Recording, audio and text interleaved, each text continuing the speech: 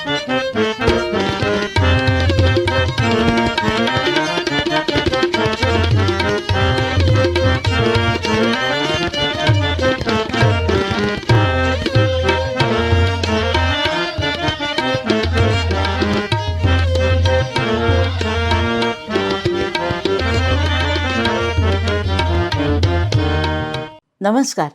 मी शुभदा दादरकर आपणा सर्व रसिकांचं मनःपूर्वक स्वागत करते.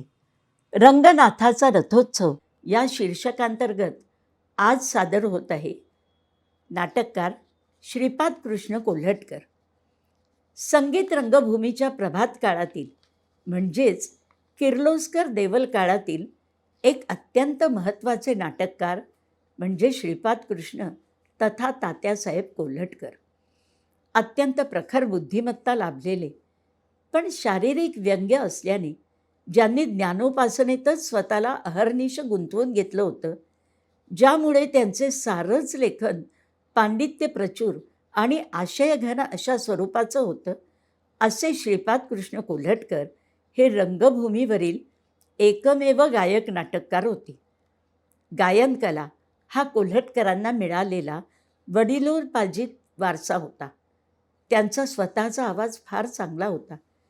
लिखाणातील बारकावे आणि बौद्धिक कलाकुसर त्यांच्या गळ्यातही होती. चांगल्या गाण्यारालाही त्यांच्या गाण्यावर हुकूम गाणं वठवून दाखवणं कठीण होत असे.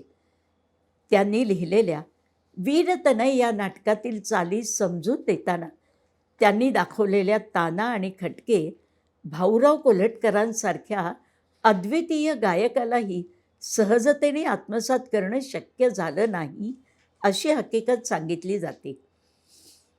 गोविंद बल्लाळ देवल यांच्या प्रतिभेने जरठबाला विवाहावरील नाटकातून वस्तुस्थितीदर्शक सामाजिकतेला प्रभावी वाचा फोडली, तर बालविवाह, पुनर्विवाह, स्त्री शिक्षण, जातीभेद, स्त्री पुरुष समानता इत्यादी हेतुप्रधान सामाजिक विषयांना उत्कंठावर्धक नवलप्रसंग, विनोदाचे वैपुल्य आणि संगीताच्या वैविध्याची जोड देऊन प्रेक्षकांची नाविन्याची वाढती भूक शमवण्याचा प्रयत्न कोल्हटकरांनी केला.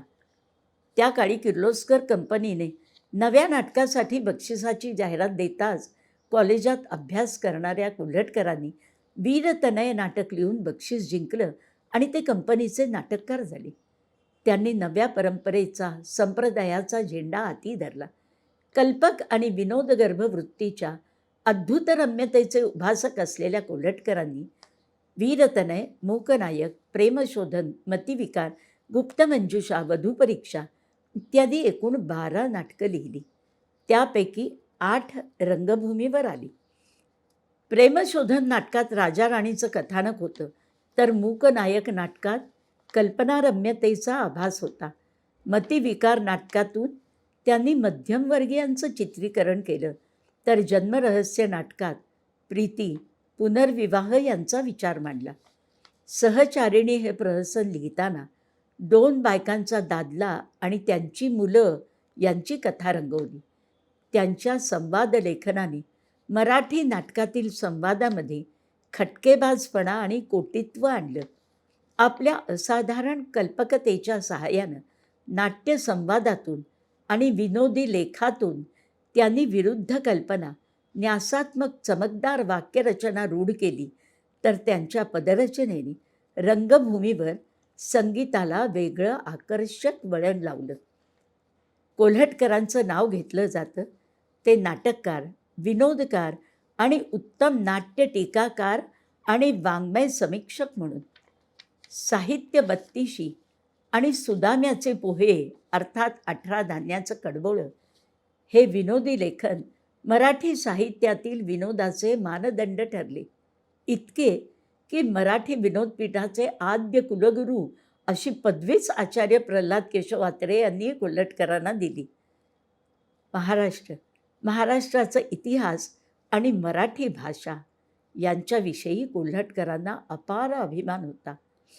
बहु असोत सुंदर संपन्न की महा हे त्यांनी लिहिलेलं महाराष्ट्र गीत अजरामर झालं. आजही अनेक सार्वजनिक कार्यक्रमातून ते गायलं जातं.